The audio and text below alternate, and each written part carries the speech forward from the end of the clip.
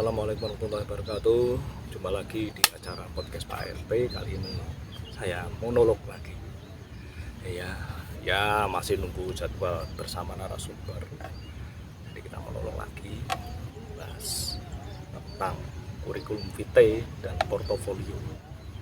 Ya, mungkin kalau dunia pekerjaan, dunia bisnis ya, itu hubungannya dengan pernah membuat apa, pernah berkarya apa, pernah ketemu siapa, pernah punya koneksi dengan siapa, pernah sekolah apa dan sebagainya. Apapun yang pernah dilakukan, itu kadang-kalanya kurikulum vitae sama portofolio itu menjadi syarat bahwa tender proyek, syarat telah melakukan apa saja.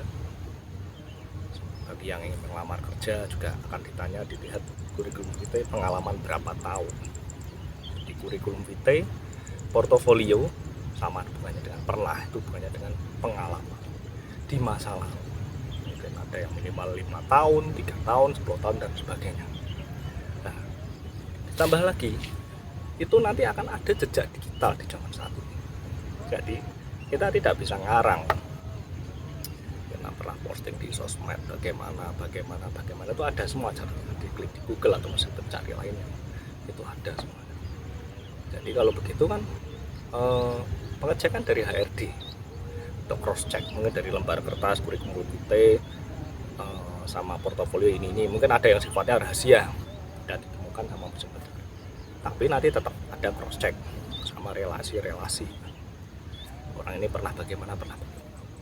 Tapi walaupun pernah itu hubungannya adalah saat ini, apakah bisa beradaptasi atau tidak.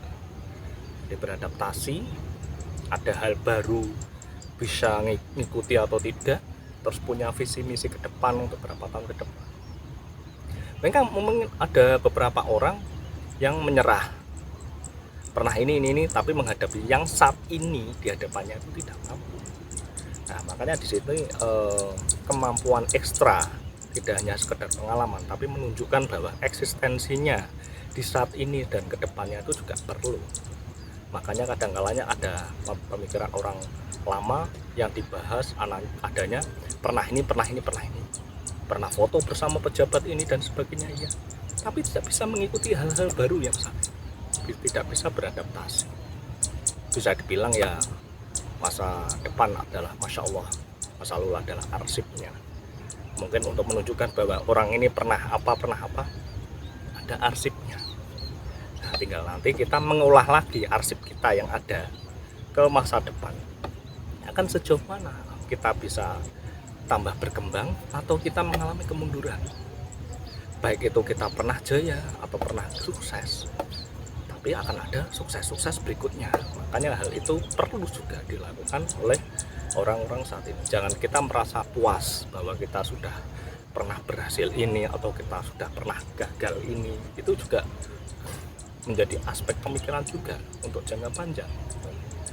Memang kadang-kalanya kita juga harus siap. Kadang-kalanya ada orang yang mendekati kita, suatu saat juga meninggalkan kita hanya karena kita pernah apa di masa lalu dan berhasil atau gagal. Itu nanti akan ada pola-pola yang panjenengan sendiri yang tahu nanti, yang tahu sendiri bagaimana keadaannya.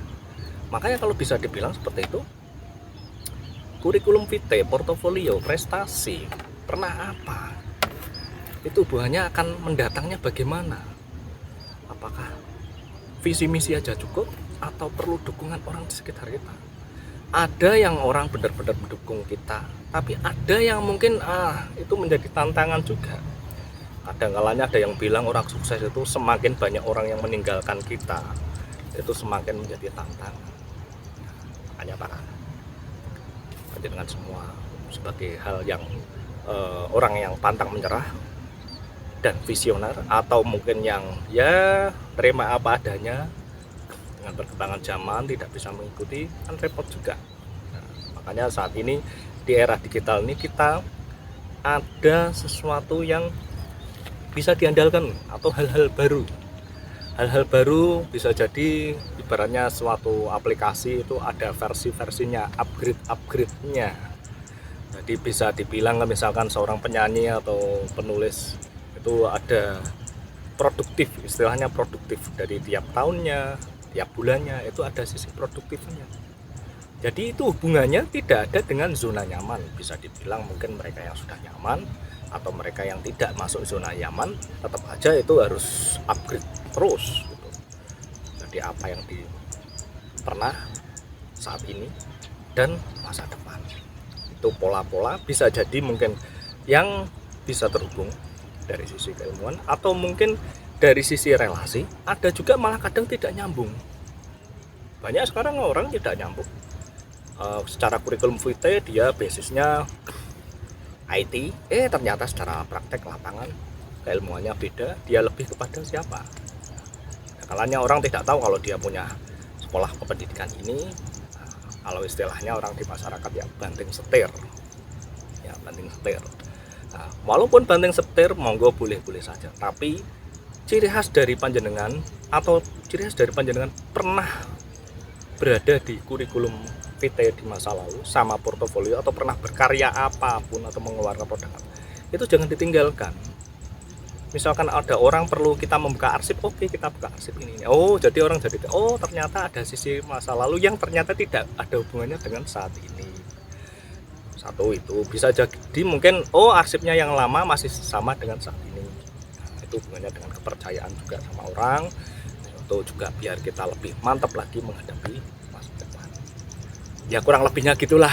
Oke, terima kasih. Salam sukses selalu. Bye bye. Assalamualaikum.